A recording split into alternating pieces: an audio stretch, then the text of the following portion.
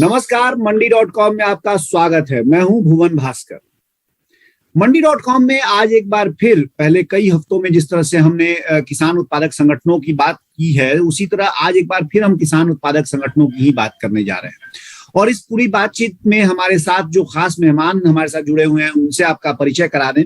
हमारे साथ आज की बातचीत में योगेश द्विवेदी हमारे साथ रहेंगे। योगेश द्विवेदी मध्य भारत एफपीओ फेडरेशन, जो मध्य प्रदेश के लगभग 150 किसान उत्पादक संगठनों का प्रतिनिधित्व करती है, उसका फेडरेशन है, वो उसके सीईओ हैं और लगातार करीब 42 से 45 जिलों में जो उनका प्रेजेंस है वहां मध्य प्रदेश में लगातार घूमते रहते हैं। और अभी जो भारत सरकार की एफपीओ नए एफपीओ बनाने की जो योजना है, उसमें अब छत्तीसगढ़ पे भी जो इनका फेडरेशन है वो अब ध्यान दे रहा है और वहां भी उनका काम चल रहा है। इस समय वैसे तो भोपाल केंद्र रहता है योगेश जी का, हमने बहुत पहले ही बात की, लेकिन आज वो बेमेतरा एक जगह है छत्तीसगढ़ में, वहां पे अपने एक किसान उत्पादक संगठन के साथ हैं और वहीं से हमारे साथ जुड़े हैं। योगेश जी, बहुत बहुत स्वागत है आपका। जी नमस्कार।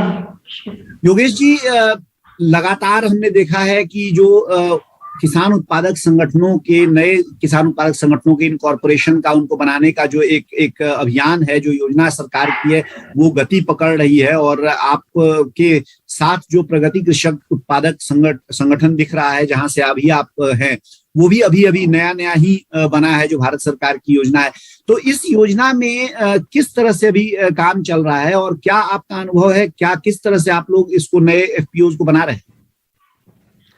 जी, इसमें हम बताना चाहेंगे कि जो नए एफपीओ की जो परियोजना है भारत सरकार की, उसमें जो सबसे पहला महत्वपूर्ण कार्य है, उसमें 300 किसानों को, न्यूनतम 300 किसानों को, जो मैदानी क्षेत्र है उसमें 300 किसानों को जोड़ने की जो है एक पहली प्राथमिकता है। क्योंकि अभी इस बार सरकार ने ये रखा हुआ कि अगर 300 किसान जुड़ते हैं तभी उसको एफपीओ का दर्जा दिया जाएगा। पहाड़ी क्षेत्रों में वो संख्या जो है 150 है।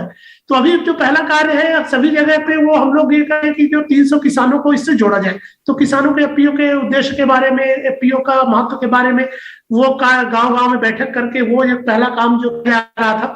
और दूसरा काम ये कि जो 300 किसान है, इनका जो इक्विटी, एक जो इनका कलेक्शन है, मतलब इनका जो शेयर मनी, किसानों की जो सहयोग राशि, क्योंकि भारत सरकार की जो योजना है उसमें यह है कि एक किसान से 2000 रुपए तक अगर एफपीओ कलेक्ट करता है तो भारत सरकार भी 2000 रुपए एफपीओ को अनुदान के रूप में देगी। तो हम लोग भी अभी यही प्रयास कर रहे हैं कि किसान अपना पैसा, क्योंकि देखिए एफपीओ तो व्यवसाय करने के लिए बना हुआ है, उसके पास अगर व्यवसाय की पूंजी नहीं होगी तो व्यवसाय कैसे कर पाएगा। तो अभी जो पहली प्राथमिकता है कि 300 लोगों को जोड़ना और उसमें से कम 3 लाख रुपए कम से कम इकट्ठा करना। और वो अगर वो एक जो 300 लोग 1,000 रुपए अगर अभी जमा करते हैं तो उतना ही पैसा भारत सरकार उनके खाते में डालेगी और एक एफपीओ को 15 लाख रुपए तक मिल सकते हैं आगामी 1-2 साल के अंदर। तो अभी 1 तारीख को प्रधानमंत्री जी भी कई सारे एफपीओ के खाते में, ये जो इक्विटी मैचिंग ग्रांट का जो मैं बात कर रहा हूँ, ये कई सारे खातों में ट्रांसफर करने वाले हैं और जिससे काफी एफपीओ को फायदा होगा। चलिए, अच्छी बात है। यानी 1 जनवरी जो नया कैलेंडर वर्ष शुरू हो रहा है, वो एफपीओज के लिए कुछ अच्छी खबर लेकर आएगा और कई सारे एफपीओज के खाते में फंड्स आ जाएंगे, सीधे प्रधानमंत्री की ओर से भेजे गए फंड। लेकिन योगेश जी, ये जो फंडिंग की बात आपने कही है, पहले भी जो व्यवस्था थी उसमें जो मैचिंग इक्विटी दिया जाता था, जो एसएफएसी है, नाबार्ड है, उनकी ओर से, और जो खासतौर से कामकाजी खर्च है, जो ऑपरेटिंग कॉस्ट एफपीओज के होते हैं, ऑफिस के खर्च, जो पदाधिकारियों के खर्च, उसमें वो काम आता था। तो अभी जो ये आप बता रहे हैं, नए जो दिशा निर्देश आए हैं, उसमें जो इक्विटी मैचिंग का नया जो नियम है, वो पहले से किस तरह से भिन्न है, अलग है? देखिए, इसमें जो भारत सरकार की योजना है, इनफैक्ट इसमें कुछ कंपोनेंट पहले से भी थे। इक्विटी मैचिंग ग्रांट का पहले भी था, पहले वो 10 लाख था, अब उसको करके 15 लाख कर दिया गया है। पहले जो एक किसान के लिए अधिकतम सीमा थी 1000 रुपए थी। एक किसान को जो मैचिंग ग्रांट में 1000 रुपए से ज्यादा नहीं मिलेगा एक किसान को। अभी उस सीमा को 2000 रुपए कर दिया, मतलब 750 किसान अगर 2-2000 रुपए जमा करते हैं तो 15 लाख रुपए होते हैं। 15 लाख भारत सरकार देती है। एक तो ये जो सीमा बढ़ाई गई है। दूसरा जो काम किया गया है, महत्वपूर्ण कार्य किया गया है कि जो एफपीओ को 3 साल के लिए जो प्रशासनिक व्यय है, जिसमें उनके प्रबंधक और उनके लेखाकार की सैलरी है, और जिसमें उसके ऑफिस का खर्चा है, तो लगभग वो 50,000 रुपए महीने का है जो भारत सरकार 3 साल तक के लिए वो दे रही है। तो पहले ये व्यवस्था थी, पर वो व्यवस्था अलग अलग संस्थाओं की, नाबार्ड की कुछ अलग थी, SFAC की अलग थी, और उसमें एक एकरूपता नहीं थी, और वो जो सहयोग था वो पर्याप्त नहीं था। अभी सरकार ने जो किया, अभी जो 3 साल का पर्याप्त बजट दिया गया है, जिसमें कि लगभग 6 लाख रुपए महीने साल का दिया गया, टोटल 18 लाख रुपए 3 साल में FPO को प्रशासनिक व्यय के लिए मिले। और तीसरा इसका जो कंपोनेंट है, जो कि पहले था लेकिन वो छोटा था, जिसमें कि FPO को व्यवसाय जब करेगा तो उसको जो ऋण की जरूरत पड़ेगी, तो भारत सरकार पहले 1 करोड़ तक की गारंटी लेती थी, अभी वो 2 करोड़ की सीमा कर दी गई है कि जो व्यवसाय करने के लिए अगर FPO को ऋण चाहिए तो वो ऋण की जो गारंटी है वो भारत सरकार वो लेगी। तो ये कोलैटरल फ्री लोन जिसको बोलते हैं हम लोग, कि जिसमें कि कोई गारंटी नहीं देनी है, और सरकार को इसमें करके, और इसके लिए सरकार जो है पब्लिक सेक्टर बैंक को अभी कर रही है, क्योंकि वो ज्यादा आगे नहीं आ रहे थे। पर जिस तरह से सरकार का अभी योजना है और दबाव है, तो हमें आशा है कि काफी सारे बैंक जो है वो आगे आएंगे। जी, FPOs के लिए फाइनेंसिंग और फंडिंग एक बड़ी समस्या रही है काफी वर्षों से। आपने कुछ बातें बताई हैं जो कि बदलाव किए गए हैं नए नियमों में, क्योंकि लगातार आप काम कर रहे हैं FPOs के साथ, और ये जो नियमों में बदलाव हुए हैं उनको हुए कुछ समय हो भी गया है, तो वास्तव में जमीन पर ये नियम कानून कैसे उतर रहे हैं, इस बारे में आपका अनुभव हम जानेंगे, आपसे पूछेंगे। लेकिन फिलहाल वक्त हो गया है छोटे से ब्रेक का। ब्रेक से लौटेंगे और मंडी.com में हमारी ये चर्चा जारी रहेगी।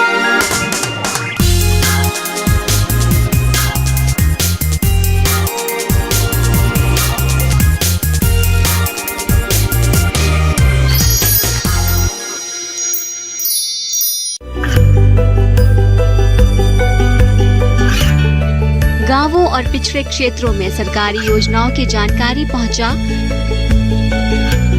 देश में कौशल और क्षमता विकास कर ग्रामीणों को सामाजिक बदलाव और विकास से जोड़ने की दूरदर्शन किसान की पहल चौपाल चर्चा देखें सोमवार से शुक्रवार सुबह 9 बजे।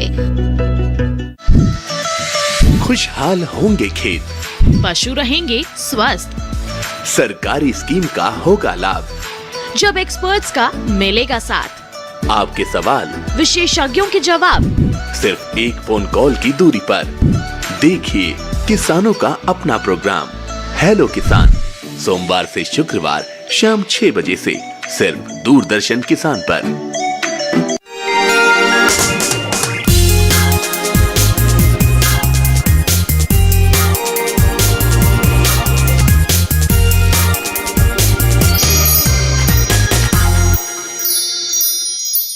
एक बार फिर स्वागत है आपका मंडी.com में। हम आज मंडी.com में बात कर रहे हैं किसान उत्पादक संगठनों की, और समझने की कोशिश कर रहे हैं कि जो 10,000 नए FPOs के गठन की योजना सरकार की है वो किस तरह चल रही है, और जो पहले के नियम और दिशा निर्देश इस संदर्भ में थे उसमें जो बदलाव किए गए हैं उनका वास्तव में जमीन पर कितना असर देखने को मिल रहा है। हमारे साथ मध्य भारत FPO फेडरेशन के CEO योगेश द्विवेदी बने हुए हैं, जो छत्तीसगढ़ के बेमेतरा से हमारे साथ इस समय जुड़े हुए हैं। योगेश जी, हम बात करते हैं फंडिंग की, और आपने बताया कि फंडिंग और फाइनेंसिंग में किस तरह से सीमा बढ़ाई गई है, किस तरह से उसकी जो PSUs हैं, जो PSBs हैं, बैंक्स हैं, उन पे सरकार किस प्रकार से किसानों को मदद करने की, किसानों को ऋण देने का दबाव बना रही है। मैं आपसे ये समझना चाह रहा हूं कि इसका वास्तव में अनुभव के तौर पे कितना फर्क आपको समझ में आ रहा है, क्योंकि अब तो करीब करीब 6-8 महीने हो गए हैं नए दिशा निर्देश आए हुए।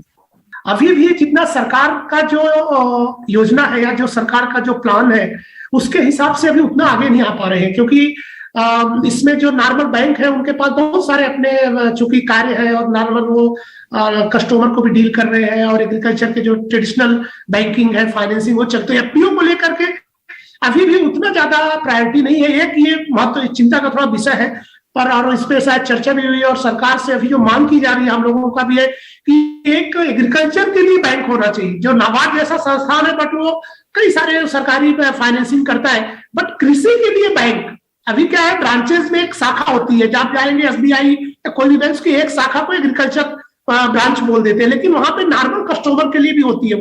तो वहां किसान के लिए क्या है, वो काफी भीड़ होता है, और FPOs के लिए ऐसा कोई फोकस नहीं है।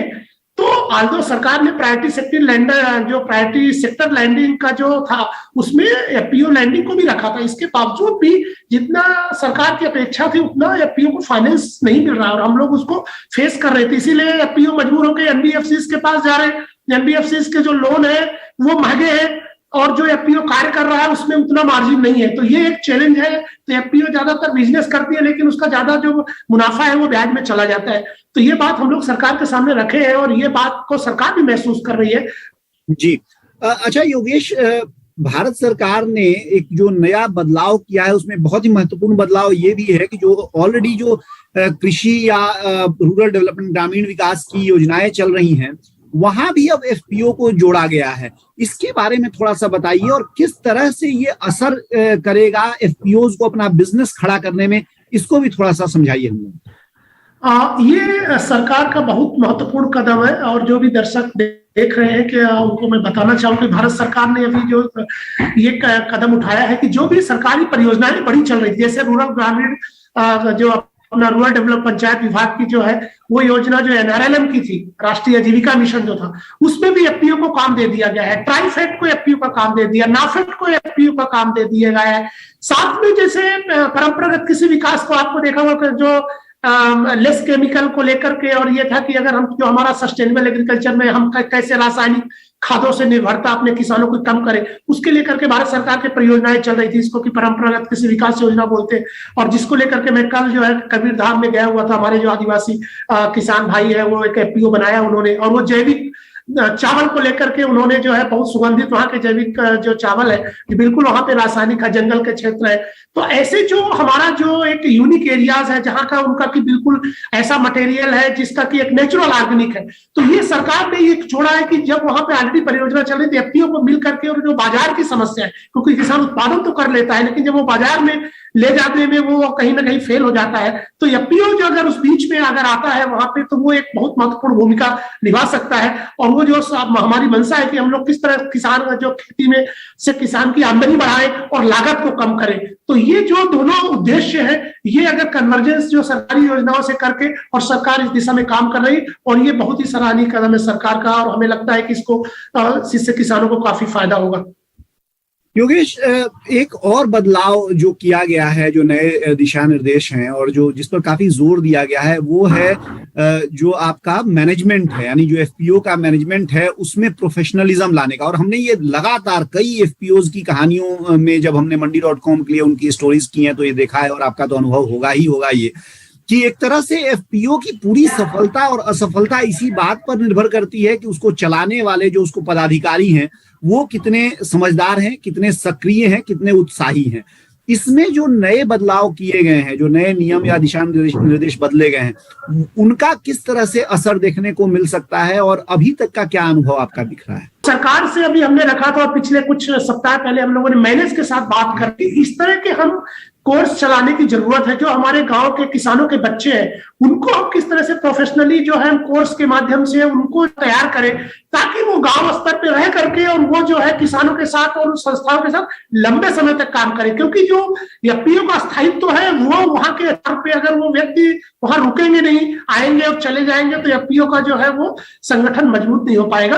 तो सरकार से हम लोगों ने कई बार ये गुजारिश की है कि अपने जितने भी कृषि विश्वविद्यालय हैं या जो आईटीआई हम लोग बोलते हैं, आईटीआई के पैटर्न में जहाँ की लर्निंग बाय डूइंग के जो कॉन्सेप्ट है कि आप करके सीखें, और व्यवसाय के इस तरह के यूनिट है जहाँ पे, तो वो थोड़ा सा यहाँ पे काम करने की जरूरत है। क्योंकि जितनी अभी देखिए 10,000 एफपीओ भारत सरकार ने बोला है अभी जो बनाने का योजना है, इसके अलावा भी कई सारे परियोजनाओं में भी एफपीओ का कॉन्सेप्ट आ गया है। तो इतने सारे लोगों की अभी हमारे पास जो है उपलब्धता नहीं है जो कि एग्रीकल्चर बिजनेस के लोग हो। तो ये एफपीओ के लिए ये मैनेजर की जो है ये वास्तव में एक समस्या है, और हमें लगता है कि सरकार इस पे ध्यान देगी। हम लोग भी कर रहे हैं, जैसे मध्य भारत में हम भी मैनेज के साथ एक पार्टनरशिप करके हम कई प्रस्ताव उनको देने वाले हैं कि हम लोग कैसे अपने किसानों के जो पढ़े लिखे लड़के हैं, कृषि स्नातक है, उनको हम कृषि व्यवसाय का इस तरह के कोर्सेज के माध्यम से और उनको हम अपने काम में लगा करके किस तरह से तैयार करें ताकि एफपीओ में वो अच्छे मैनेजर साबित हो सके। जी, बहुत ही बढ़िया आइडिया ये है, क्योंकि बाहर से आप जब किसी को लेके आते हैं और जब उसके दिमाग में ये होता है कि उसको फिर यहाँ से तुरंत वापस जाना है, तो उस काम में उस तरह की दक्षता या निष्ठा नहीं आ पाती है। अगर वहीं के बच्चे इसको स्किल्ड किए जाएं इसके लिए, तो निश्चित तौर पे इसका फायदा देखने को मिलेगा। लेंगे एक छोटा सा ब्रेक से लौटने के बाद एफपीओज और बाजार की चर्चा हम जरा करेंगे योगेश जी के साथ, जिसके बारे में उन्होंने अभी संकेत भी किया था और कहा भी था कि बाजार एक उनके लिए समस्या रही है। तो इसमें क्या बदलाव हो रहे हैं ये जानेंगे। बने रहिए हमारे साथ, देखते रहिए मंडी डॉट कॉम।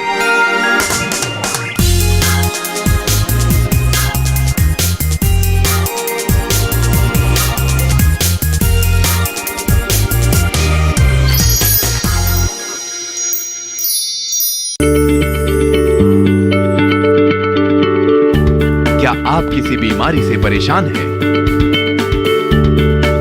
चाहते हैं डॉक्टर की सलाह? तो हम हैं आपके साथ, बताएंगे आपको जीने की राह। समस्याएं आपकी, समाधान देश के मशहूर विशेषज्ञों के। घर बैठे बात करें देश के जाने माने डॉक्टरों से।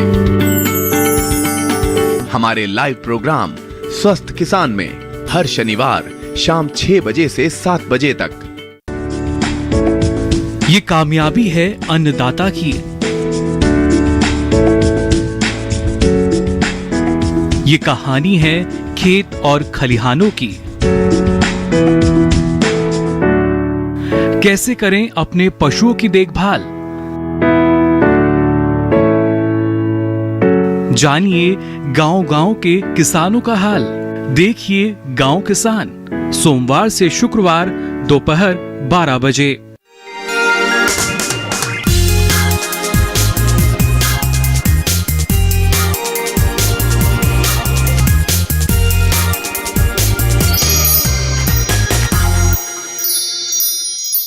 एक बार फिर स्वागत है आपका मंडी डॉट कॉम में। हम आज बात कर रहे हैं किसान उत्पादक संगठनों के बारे में, और किसान उत्पादक संगठनों को करीब 10,000 नए एफपीओ बनाने की जो सरकार की योजना है वो किस दिशा में जा रही है, किस तरह से आगे बढ़ रही है, ये समझने की कोशिश कर रहे हैं। हमारे साथ आज हमारे मेहमान हैं मध्य भारत एफपीओ फेडरेशन, जिसके अंदर करीब करीब 150 एफपीओज आते हैं और जिसका मध्य प्रदेश के करीब 42-45 जिलों में प्रेजेंस है, उपस्थिति है, और अब छत्तीसगढ़ में भी उसका काम अब बढ़ रहा है।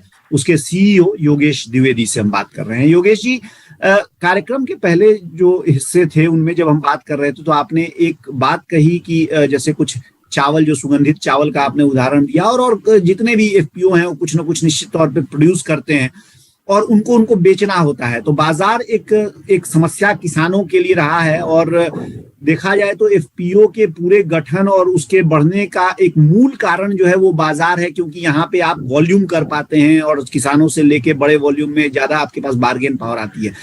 इस लिहाज से मैं आपसे पूछना चाहूंगा, क्योंकि अब तो कुछ वर्ष हो गए हैं इस एरिया में आपको काम करते हुए, तो बाजार की समस्या पर एफपीओ के नाते कितना नियंत्रण आप कर पाए हैं और क्या लगता है कि और करने की जरूरत है? एफपीओ अभी मतलब सफलताओं का जो अगर मैं बात करूं तो उसमें मिक्स है एक तरह का। कई जगह पे काफी क्षेत्रों में, जैसे कुछ राज्यों में काफी एफपीओ आगे निकल गए हैं, कुछ राज्यों में थोड़ी सी प्रगति कम है, और यहाँ तक कि क्योंकि शुरुआती दौर में है और लोगों को उसके में काम करने का बोलते हैं कि आदत जो है एफपीओ के साथ मिल करके काम करने का, उसमें समय लग रहा है, लेकिन सभी जगह पे किसानों को फायदा हो रहा है। जैसे मैंने बताया कि कल जो वहां पे हम लोग थे, वहां पे हमारे किसान जो है वो जो छोटे चावल उगाते थे और व्यापारियों को जो है औने पौने दाम में बेच देते थे, आज उन गाँव में किसान हम गए थे 600-700 कुंटल उन्होंने धान इकट्ठी करके रखे हुए, उसका चावल बना रहे हैं वो लोग, और एफपीओ उनको फाइनेंस करके और उनको भुगतान भी कर दिया किसानों को।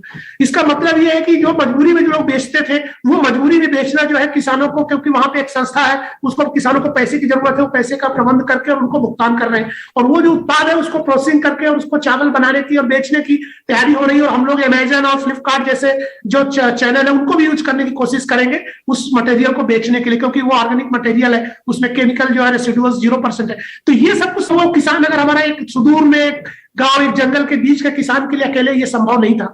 तो ये इस तरह की जो अपॉर्चुनिटीज है, ये जो इस तरह की संभावनाएं, ये एफपीओ के कारण ये जन्म ले रही है। तो ये एक अच्छा बदलाव है, और इसमें से किसानों को न केवल बाजार बल्कि उसे कृषि आदान की बात हो रही, कृषि आदान जो उनको अच्छे क्वालिटी के कृषि आदान सही दर पे उनको मिल रहे हैं, तो इस तरह का एक्सटेंशन सर्विसेज उनको मिल रही है। तो ये हर जो पहलू है कृषि के, उसमें एफपीओ के माध्यम से उनको सपोर्ट मिल पा रहा है, तो ये एक बहुत अच्छी बात है।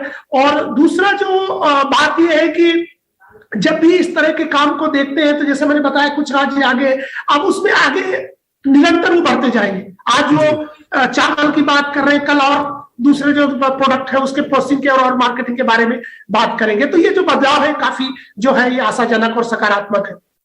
जी, अच्छा योगेश, क्योंकि मध्य भारत एफपीओ के बारे में पहले भी आपके फेडरेशन से जब हमने बात की है तो आप वायदा बाजार में भी काफी सक्रिय मध्य भारत रहा है, और पहले सोयाबीन और चना जैसे जो कुछ कमोडिटीज थी उनके पुट ऑप्शन में भी आपने काम किया है, डिलीवरी देके आपने प्राइस रिस्क जो हेज भी करने का काम किया है।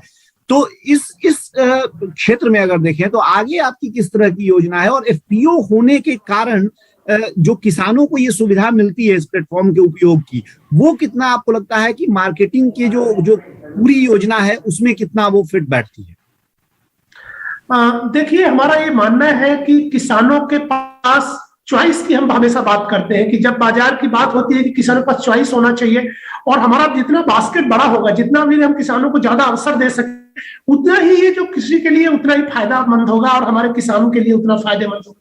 तो जो इस तरह के वायदा बाजार जैसे जो चैनल थे, जिस तरह के जो वर्चुअल मार्केट है, बेसिकली हम लोग इसमें फिजिकल और दोनों तरह का हम लोग इसमें ट्रेड कर रहे थे। तो ये जो ट्रेडिंग था ये भी किसानों के लिए, हमने सोयाबीन में पिछले साल काफी मध्य प्रदेश में 11 करोड़ से ऊपर का हम लोगों ने काम किया था, और उससे काफी हमारे किसानों को जो उत्पाद थे उन लोगों ने यहाँ पे ला करके, और हम लोगों ने डिलीवरी भी किया, ले जा करके उनके उत्पादों को बेचा और उसको बाजार से उनको मुनाफा भी कमाया हमारे जो एफपीओ जुड़ करके। तो ये अभी, लेकिन अभी थोड़ा सा सरकार ने, चूंकि जिस तरह से मूल्य बढ़ रहे थे, तो अभी कई जगह सरकार ने उस पर पाबंदी लगा दी है। लेकिन मेरा ये मानना है व्यक्तिगत रूप से कि इस तरह की पाबंदियां जो है वो कृषि के लिए बहुत अच्छी नहीं है आगे आने वाले समय में, क्योंकि हम जब एक तरफ किसान की आमदनी की बात करते हैं, बढ़ाने की बात करते हैं, और हम चाहते हैं कि हमारे किसानों को उनकी उपज का बेहतर भाव मिले, तो हमें थोड़ा सा इस पे पाबंदियां लगाने में हमें जरूर एक बार सोचना चाहिए, क्योंकि इसके जो दूरगामी परिणाम ये होते हैं कि जो भी हमारे जो बायर है, जिन्होंने माल खरीद के रखते हैं, जो कोई सौदे करते हैं, वो अब्रॉड के सौदे होते हैं, और अगर अचानक आप इस तरह के प्रतिबंध लगाते हैं तो इससे कई सारी दिक्कतें होती हैं। यहाँ तक कि हमारे जो भरोसा होता है हमारे बाजार के ऊपर, वो जो हमारे जो विदेशी जो संस्थाएं उनका कम हो जाता है। तो फ्यूचर में तो ये थोड़ा सा एक पहलू है जिसपे मैं सरकार का ध्यान आकृष्ट कराना चाहूंगा। लेकिन और मैं ये भी चाहूंगा कि हमारे किसान को भी ये जो हम बोलते हैं कन्वेंशनल जो मार्केट है, जो ट्रेडिशनल मार्केट है, उसके अतिरिक्त जो ये नए जो इमर्जिंग, जिसको कि हम मार्केटिंग चैनल्स है, चाहे वो हमारे जो वायदे हो या हमारे पुट ऑप्शन, कई तरह के इस तरह के नए जो बाजार के जो उभरते हुए बाजार आ रहे थे, इनको भी सरकार को हमें लगता है कुछ मदद करने की जरूरत है, बजाय कि इनको रोकने की जरूरत, क्योंकि रोकने से ये जो है समस्याओं का जो है समाधान नहीं होगा। प्राइस बढ़ रहा है, सरकार की हम समझ सकते हैं कि सरकार चूंकि सबके लिए है, तो जो गरीब वर्ग है, जो तबका है, उसके लिए भी सरकार ध्यान रखती है। लेकिन मेरे को लगता है कि इसका कोई ना कोई रास्ता सरकार को ढूंढना चाहिए और इस तरह के तत्वों से जो है बचना चाहिए।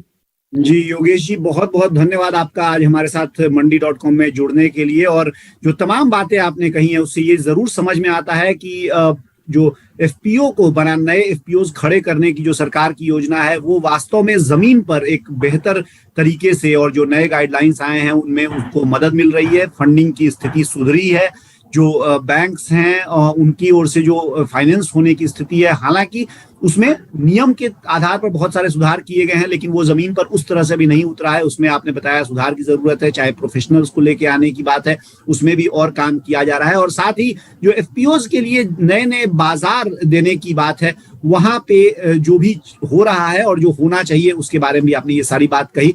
बहुत बहुत धन्यवाद आपका, और मंडी.com में आप जुड़े, हमारे दर्शकों से ये सारी बातें साझा की, इसके लिए शुक्रिया। जी शुक्रिया, धन्यवाद। ये थे योगेश द्विवेदी, जो मध्य भारत एफपीओ फेडरेशन के सीईओ हैं, और जो बात कर रहे थे हमसे जो मौजूदा समय में किसान उत्पादक संगठनों के बारे में, यानी उनकी नई योजनाएं जो आ रही हैं, उनको उनके एक आंदोलन के तौर पे उसको जो बढ़ाने की कोशिश की जा रही है, उसकी सफलता के बारे में। दीजिए मुझे अब इजाजत मंडी.com से, लेकिन बने रहिए हमारे साथ, देखते रहिए डीडी किसान, क्योंकि डीडी किसान पर कार्यक्रमों और खबरों का सिलसिला जारी है। आपकी राय हमारे लिए बहुत महत्वपूर्ण है। आप हमारे टोल फ्री नंबर पर कॉल कर सकते हैं और अपनी राय दे सकते हैं। साथ ही आप ईमेल के जरिए भी हमें अपनी राय दे सकते हैं। हमारा ईमेल पता है ncdexmandi@gmail.com।